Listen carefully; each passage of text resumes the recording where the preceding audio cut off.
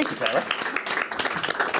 So, to start, I thought the book really highlights the welcome to country and the acknowledgement of country. So I thought it was important to acknowledge the land of the people that we're meeting on tonight, the Lenape people on the island of Manhattan, and recognising their elders past, present and emerging. And that welcome to country and the acknowledgement of country is, as we will talk about, a big part of the book. And it's not just about sort of ticking it off a list, it's about how important being welcomed and working that into everything you do as winemakers, as distributors, as people of a nation like Australia, and making sure that you do consider the inputs that those generations of people before us have had. So I did want to start there, and I also wanted to say thank you to Taylor and the Asia Society for having us here tonight, because it is we're going to have a fun discussion, I think. I've broken up the questions that I've got for these two into a few different categories, just like the book breaks down each of the states of Australia into the introduction, the evolution of wine, the lay of the land, and the hubbub, to give some general additional comments from Jane and John. So, Jane, I'm going to start with you, and I'm going to throw you right in front. So, Jane, you are the co-founder of Legend Australian Wine Imports, the co-author of this book, How to Drink Australian. You've worked at many prestigious restaurants and bars like 11 Madison Park here in New York, the Violet Hour in Chicago, the Catbird Seat in Nashville, and Attica, a lot of people in here would know it from Melbourne. And in 2018, you passed the Master Sommelier exam, becoming one of only 35 women at the time to have done that. You published your first book, Vignette, in 2019, and despite all of this wine experience, you write in the book that you were wholly unprepared for what Australia had to offer when you moved to Melbourne in 2017. So I thought a great place to start would be, what were you so unprepared for? What did you see in 2017 when you arrived in Melbourne? Yeah, I mean, both John and I, we were working at 11 Madison Park. We were, in the late stages of our Master Sommelier studies. And when you're kind of in that world, you really feel like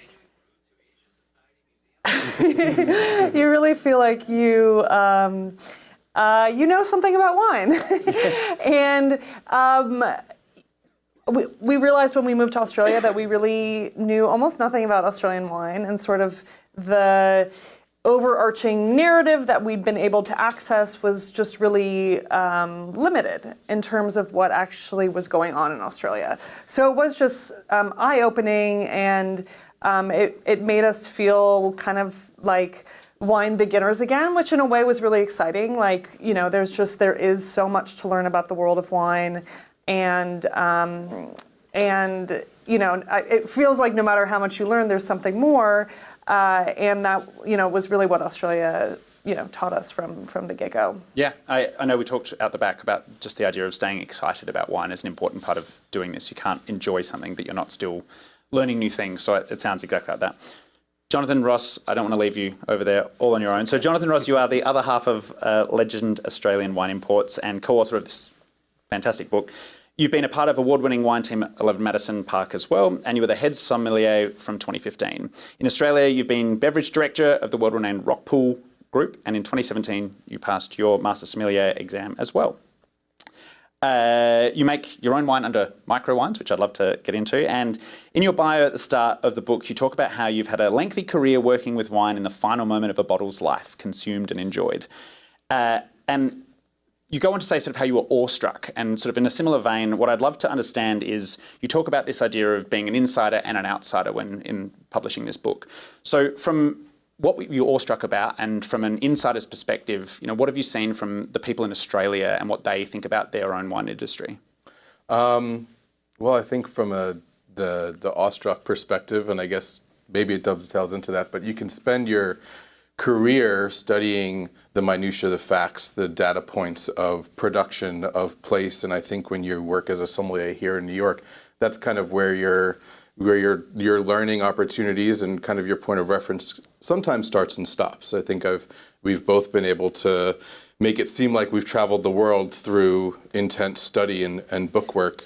But Australia provided the human connection for us, and certainly for me in a manner that I had not experienced in wine working with it in the US, and certainly one that through maybe a degree of separation, friends, colleagues, myself working stints of harvest in California or New York or Oregon, still hadn't reached such an intense human connection. So it wasn't maybe a cerebral awe, it was more of an emotional awe, and one that I think connected me emotionally to wine more than ever before. And I think that's the insider portion in Australia that was so unique. Wine can be so exclusive, and in Australia it wasn't. It was every day, and it was for everyone, and it was on every table. And it was that thing that you read about in that romantic Italian wine culture, but you realize that you don't have to be Italian to experience that. You can make that your own. And that's what everyone did in Australia. I think we can attest to that. A lot of people here would say that it has been a big part of culture and the dinner table and celebration and all parts of life. Jane, on the counterpart of that, the outsider element of that, I know that there's a note in the book about there's a sense of enthusiasm being an outsider. What do you see as, I mean, you get to be an outsider looking in who then sort of became more of an insider, but from the outsider perspective, what is the perception that people have of Australian wine? Well, I think in the United States, we've seen sort of such limited vision of Australian wine, and it's largely sort of grocery store wine like Yellowtail, and then, very specific styles, mainly like big, bold Shiraz. And, Australia just has a ton more to offer. And I think, we talk in the book about the value of being outsiders. It's always easier to compliment someone else than build yourself up. So for us to, be Americans, to have had an opportunity to work with some of the best wines in the world, and to be, sitting here and in our book saying, Australia is really making some of the absolute best wines in the world. Hopefully there's some credibility in that. And Australians are notoriously sort of self-deprecating as well. So of all people, they're not the ones who are going to be, standing up on the pedestal saying, you got to drink my wine. It's the best wine in the world. So, we're going to try to do that for them. No, I think it does help because, everyone here would agree again that we aren't great at saying, I've done really well, I've achieved something really well, even when all the evidence, as you sort of summarise in the book, just how good on a world stage these wines do play out. You've got, this sort of goes on to my next question, which was around there's a quote from the book, but the scholarship on Australian wine hasn't always matched the output. Think of dozens, hundreds of books that exist on France's Burgundy alone, a region that could fit inside many of Australia's individual appellations. Australia hasn't been afforded the same attention in the world of wine, especially by those living outside its borders. So I guess, John, my question is for you, is it only this idea that Australians don't trumpet it enough, or what else is going towards why not? Why don't Australian wines get featured more? Well, I think, in short, there's too much wine in the world to learn about everything about, and it's just really difficult to, we master sommeliers, where our knowledge is vastly incomplete when you look at the world of wine. So to say that you can master something and know it, in this context really is I think incorrect. And there's other systematic things that maybe, it's on the other side of the world. The tyranny of distance certainly plays into it. But, we found that so much wine education in the U.S. has been, and the U.S. wine industry, most wine industries around the world are so imprinted with the European idea of wine and that DNA that that's what you learn about first. And by the time you get through thousands of years of winemaking in Europe, you're exhausted and you're probably have spent too much money. So you kind of stop at Yellowtail when you get to Australia. Sure. And we also kind of realize that like the Court of Master Sommeliers, these education bodies that do write curriculum for education, by being incomplete there, essentially, it's essentially writing a diploma where it only looks at a certain section of what's available to learn about. So, we found that the things that we were studying, that we were learning about, that we were tested upon, were so inaccurate in compared to on-the-ground experience and knowledge and understanding. Really a 180 degrees difference. I always use this as an example, but we had a study group for the Wine and Spirits Education Trust diploma in the town that we live in, and they reached out and said, hey, can you do a little Australia class for us? so that and prep for our exam. And I said, sure, but we're going to do an hour first on what you're going to be tested on. Then you're going to put your notebooks away, and we're going to do an hour on what's actually happening because it's completely different. And if you take notes on what I talked to you about, it's going to overshadow the boring things that you're being tested upon. So let's just make this fun learning. I think that's been the largest gatekeeper to fine wine and to Australia becoming a part of the professional knowledge set in the U.S. Jane, does that apply all the way down to sort of the dinner table, just someone randomly picking a bottle of wine? Like, is that sort of a flow-on effect for when we're trying to market the wine internationally? Is it going for the fine wine and then that sort of spills over onto the dinner table and the more standard wines, the less expensive wines, You mean for kind of the perception of just the consumer? Yeah, I mean, you know, if I could like wave a magic wand and change one thing about the U.S. market, it would be consumer demand. You know, if drinkers knew about these wines and they go into their favorite restaurants and retail stores and say, you know, I heard Australia makes great Chardonnay or great Grenache or, you know, great Pinot Noir and I want to have some, then those stores are going to stock the wines, the restaurants are going to stock the wines, they're going to ask their distributors for them, they're going to stock the wines. But it doesn't really work that way in terms of accessing the consumers. You really have to work sort of through the distribution channels. And so, yeah, kind of hoping for that sort of like trickle-down effect. I do think cuisine has been an influencing factor in... and a barrier? Well, or, for sure, in terms of the wines that we've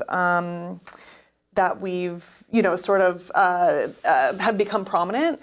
You know, if you look at, certainly we're really all about a lot of different European cuisines in this country, and you know there are tons of Italian restaurants that have Italian wine lists, and you know you could look at the rise of the tapas restaurant, the Spanish tapas restaurant, as in tandem with the rise of Spanish wine in the United States, and there just has not been, there isn't that sort of, you know, Australian restaurant where Australian wine could take center stage, or people cooking Australian cuisine at home that then they're going out and finding Australian wines to go with, you know, where that, and Australia does have such unique native ingredients, you know, unique cuisine, unique, you know, animals and spices and herbs and all that stuff that that there is a lot of room for that to become like a well-known cuisine. It just hasn't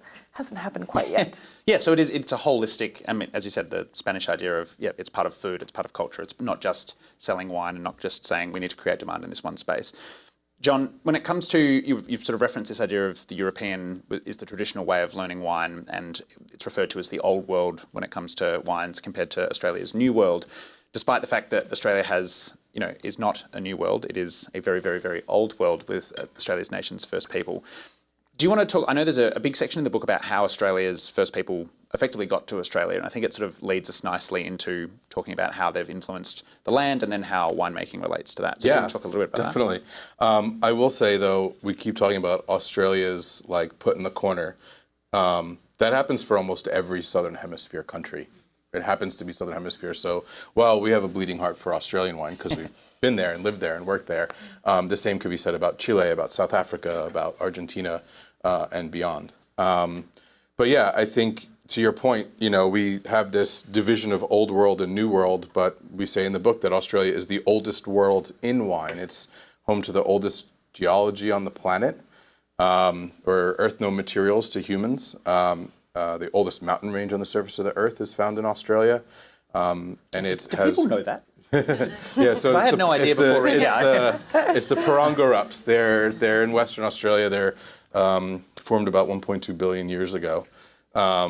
There are older mountains on the planet, but they're underwater, so we won't be climbing them.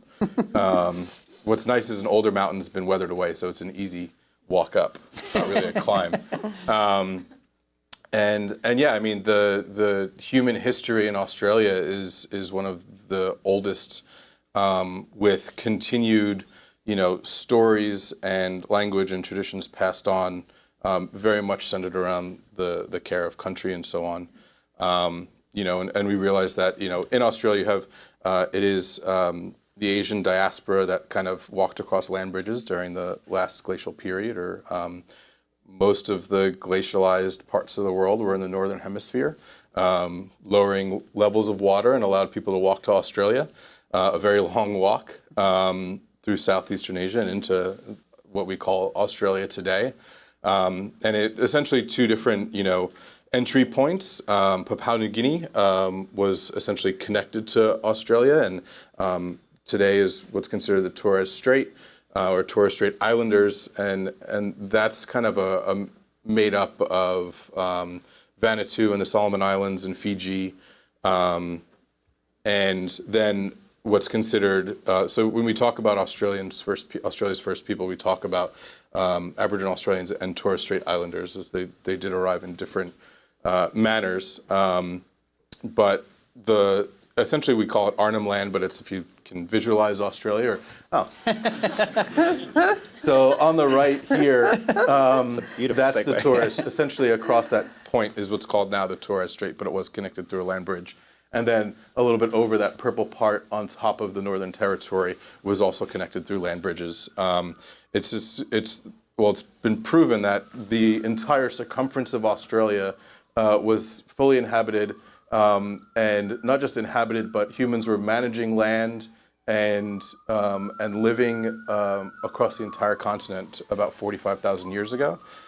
There is some evidence that's being tested that would show that people first landed in Australia over 100,000 years ago, which would rewrite a lot of some of the known history that we know today. But at least 65,000 years ago did people reach the continent of Australia that we know it as today. And those land bridges really didn't close until the end of the Ice Age, around 12,000 years ago, which is when Tasmania became an island. So Tasmania, there were people there about 42,000 years ago. And, I think we talk about, I don't know, I think today in Australia's schools and in curriculum and in life in Australia, there's so much acknowledgement and effort for reconciliation and learning from these tens of thousands of years of stories of land care and farming and relationships and sustainability and conserving water and all these things. And I think one of the things that we were enchanted by or awestruck was that was missing from my upbringing in the U.S. And I think kind of reading about, pre-colonized Australia is probably one of the greatest things that I fantasize about, and think about. And certainly is a key point of what we try to learn about ourselves. Yeah, the book, Jane, goes into, and the reason we sort of bring this up is because the book goes into a lot of detail about how there's this miseducation or misunderstanding of that the first people didn't manage the land, didn't do things to cultivate the land. And this is extrapolated into winemaking about how it's very much a hands-on, you are cultivating and handing down information generation by generation to people below you to understand how to cultivate the land, how to manage a plant.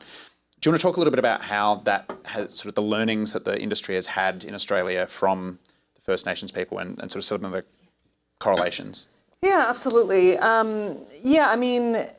You're talking about generational land care with wine growing, and not just land care. You're talking about caring for the same plant sometimes over a generation. Australia actually has a lot of the world's oldest grapevines, longest continuously producing, because Europe saw phylloxera, which kind of devastated most vineyards across the continent. It's the Australian vines that were planted in the sort of mid-1800s that have survived. So the oldest Grenache, the oldest Syrah, the oldest Cabernet Sauvignon, probably the oldest Semillon, Pinot Noir, Pinot Meunier, Mourvedre vines are all in Australia. And it's very, very common. There's dozens, if not hundreds of vineyards that are over, certainly over 50, but over 80, over 100 years old. And so, you're talking about people caring for, one plant for generations. And in that way, I think a lot of modern vintners have really looked to Aboriginal land care, which does put such an emphasis on this long-term land care. And there's also always been, in Indigenous teachings, sort of a human element. And I think that's something that we kind of, especially in the wine world, we talk about things like terroir, and we kind of, most sommeliers would sort of define terroir as like, well, it's the physical features of the vineyard, it's the aspect and the soil type and the climate. But the Australian version of that term, Pankara, actually very much includes how humans interact with that. And as a very positive thing, obviously, in modern day, sort of the interaction of humans and nature has been quite sullied. But there is sort of this emphasis on it can and should be a positive relationship. And so, I think a lot of modern vintners in Australia are really, looking to Indigenous teachings and wisdom for, and I think you see that a lot in like fire management is certainly an area that we're discussing that a lot. Of course, there's also, the people are grappling with the people who are really looking at this and really care also then have to grapple with the idea that they are making a living off stolen land. And so, there are a lot of initiatives that winemakers and landowners are participating in. There's one really great one called Pay the Rent, where literally people who own land will pay rent to the First Nation that it's on. And I don't know if you mentioned I might have missed it. There are like over 500 First Nations of Australia. So a really rich landscape, and there are a lot. Not all, but many of them have sort of active members today who are, advocating for everything from land back and reparations to just, sort of agency and wellness for their people. So it's, obviously a major conversation, but it's one that a lot of Australian vintners today, I think more so than any other colonized country that I'm aware of, are really wanting to have that conversation and do better. Is this something that Australian winemakers portray to the world well? Like, do you think they tell that story about how much they're doing?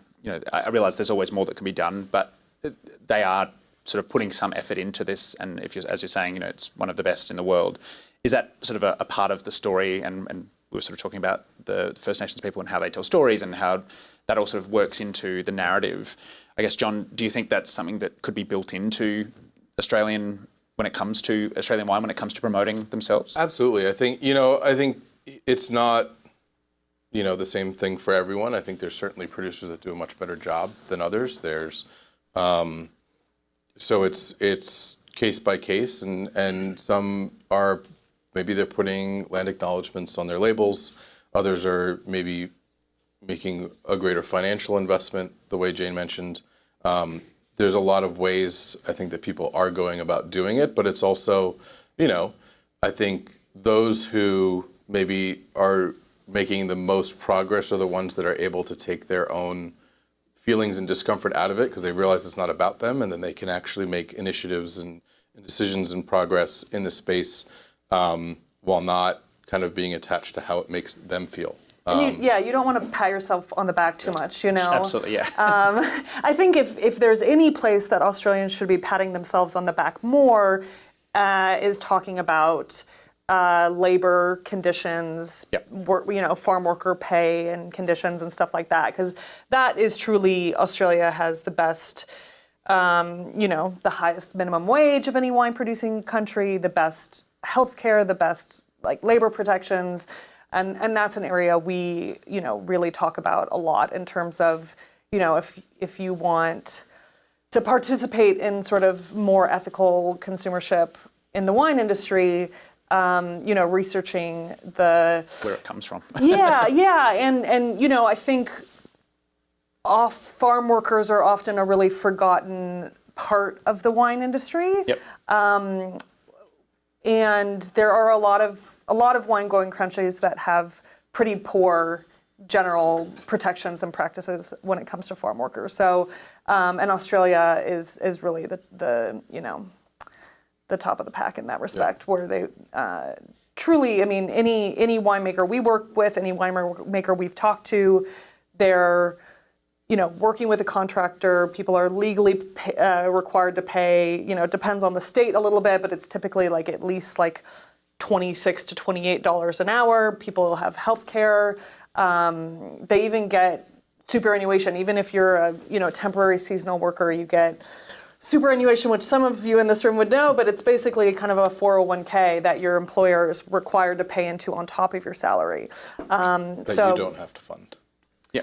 Yeah, and people are not really trying to skirt these laws. We saw definitely sort of a reckoning in the restaurant industry when we were there, because that was one of the last industries that was really kind of figuring out ways to take advantage of its employees. But people are, from what we saw, really interested in being as by the book as possible, because not only could you get sued, you could also literally go to jail in Australia. Yeah. Like, it is criminalized. That puts it above this. Yeah.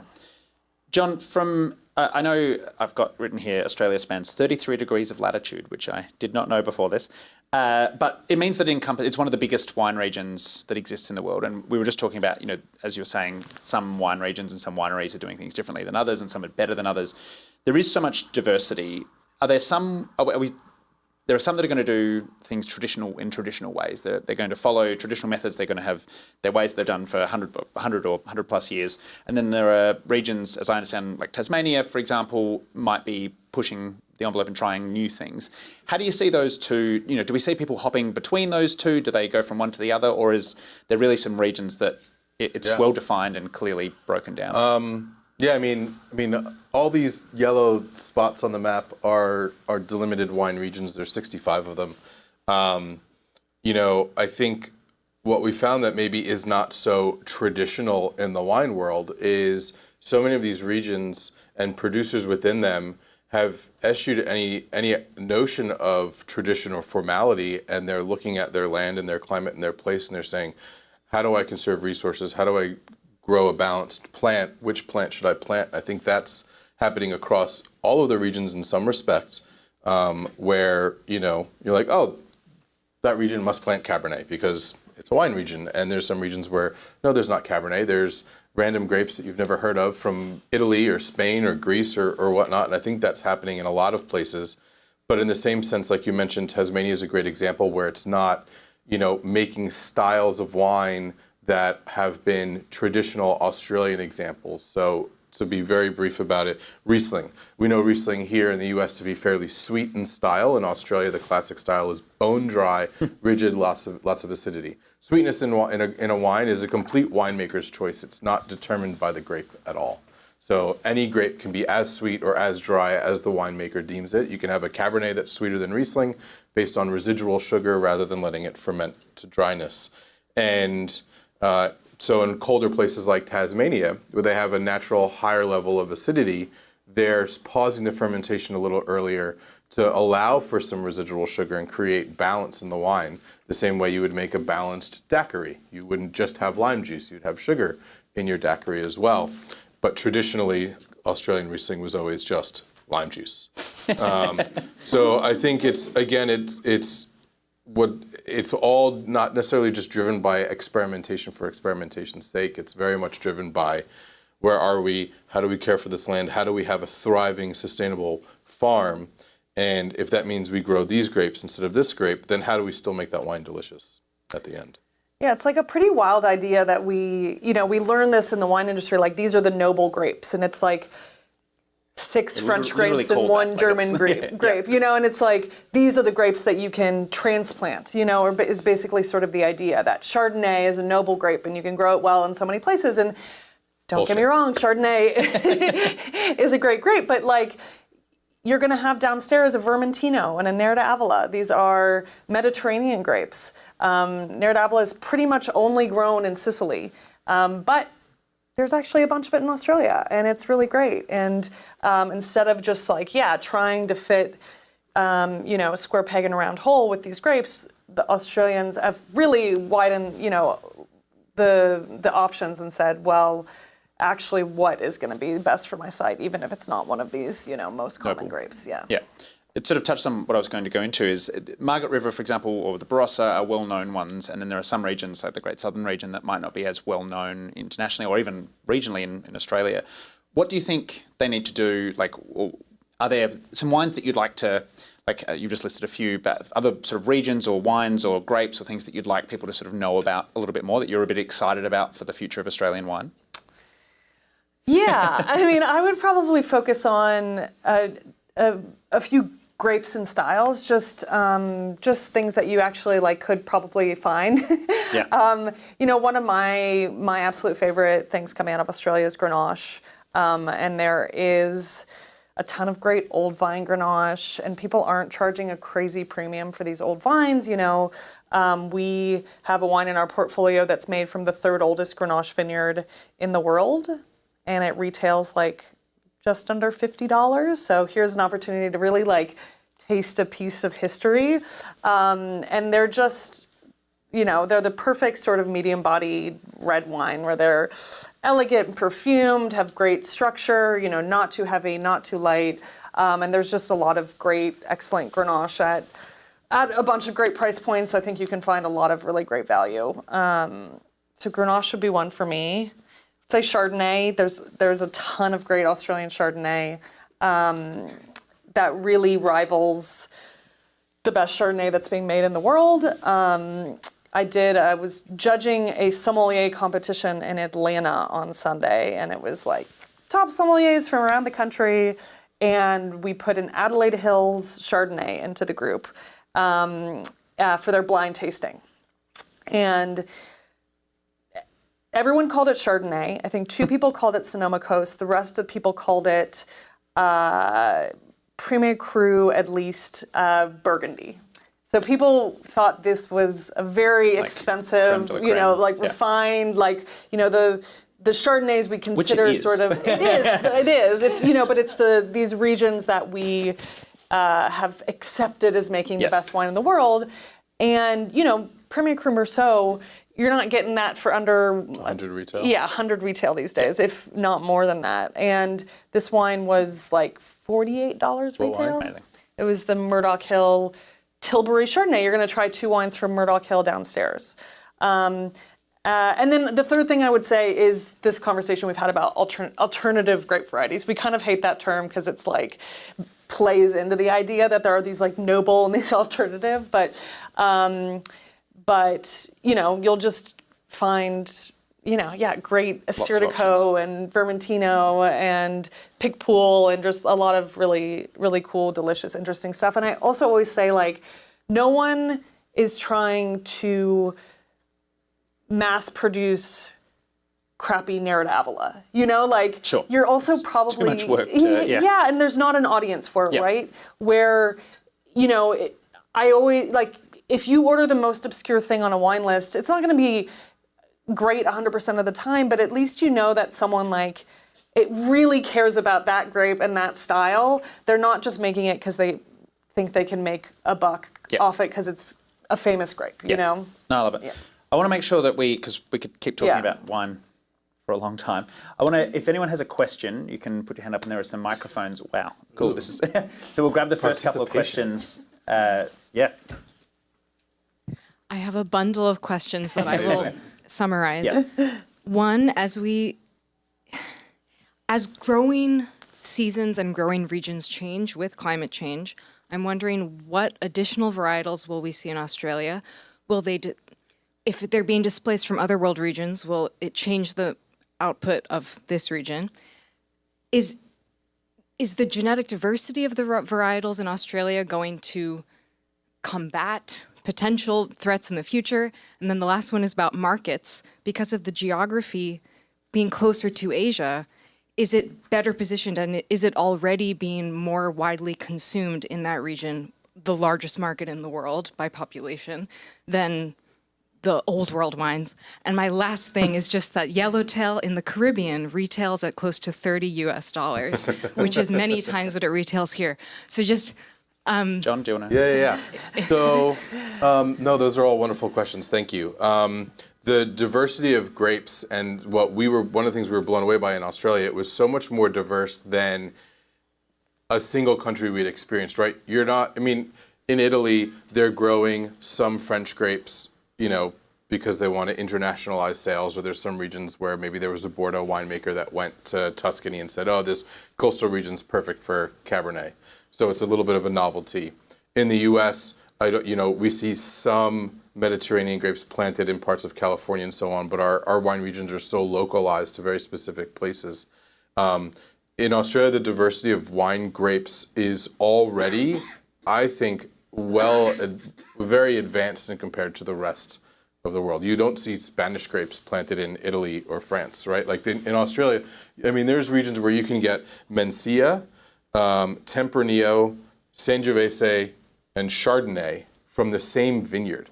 And that's, I think, that little, like we call it a fruit salad of a vineyard. I think that's a little bit of the mentality where it's what can we grow, not what should we grow. And that's really fostered Australia's ability to, I think, to move on to your next point, to manage climate changes. There's an interview with an elder local to the Yarra Valley, and they were talking about climate change and how they manage land. And he said, well, we've survived 3 climate changes.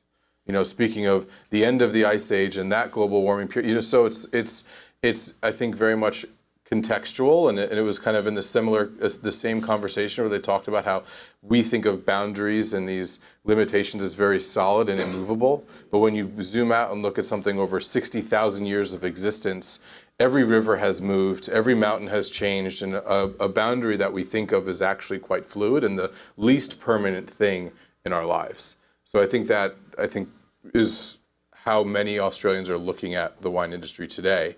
Australian wine is much more available at a wider price point and diversity in the UK, in Asia, in many markets. We found the US to be kind of the last relationship. Australia is one of the top 10 wine producing countries of the world by volume, and the US is the largest consumer of wine by volume. And the commercial relationship between Australia and the US is the least developed of those other 9 countries. Less than 10% of Australia's licensed wineries export to the US. In 23, I think it was 193 wineries exported to the US. There's over 2,200.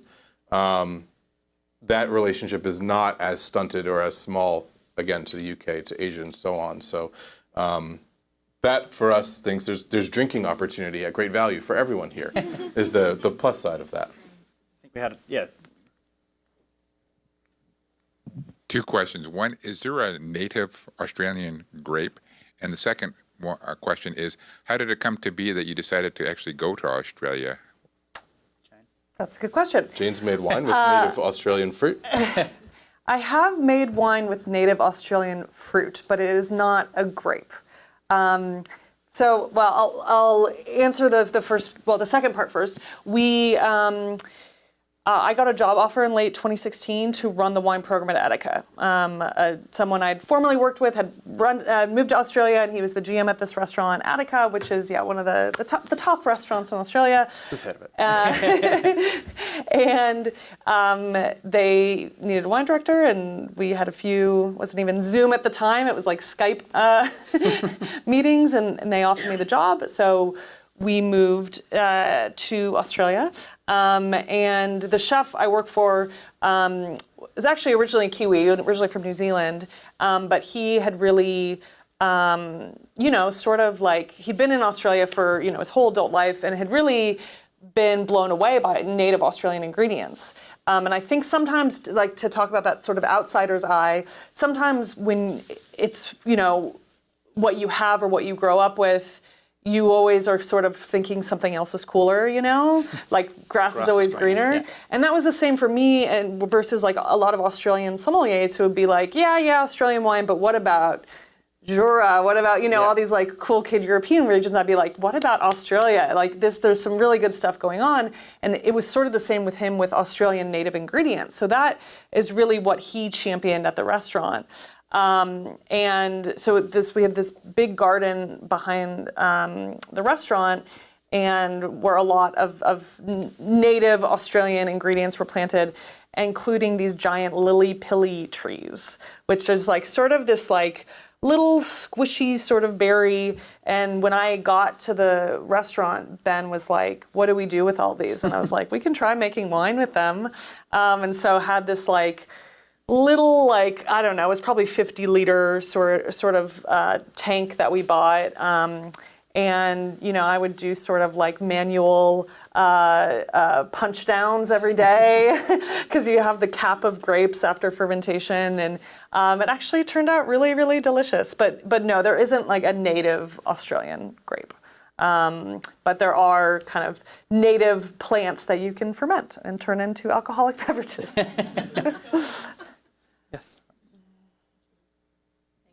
I'm a big fan of the New Zealand Sauvignons, which I think have a very distinctive style. So why has New Zealand, I think, been so successful? At least I've seen a lot of New Zealand wines in New York and elsewhere in the United States, if Australia hasn't yet. It's a good question. So, you know, probably most of the wines you've seen from New Zealand have been Sauvignon Blanc. There actually isn't much else from New Zealand in the United States. So they've done a good job of sort of homogenizing this one style and marketing that one style and getting a lot of people on board for it. You know, Australia did that to a certain extent in like the late 90s, early 2000s with kind of the big, bold Shiraz. And it used to be a really major category over here.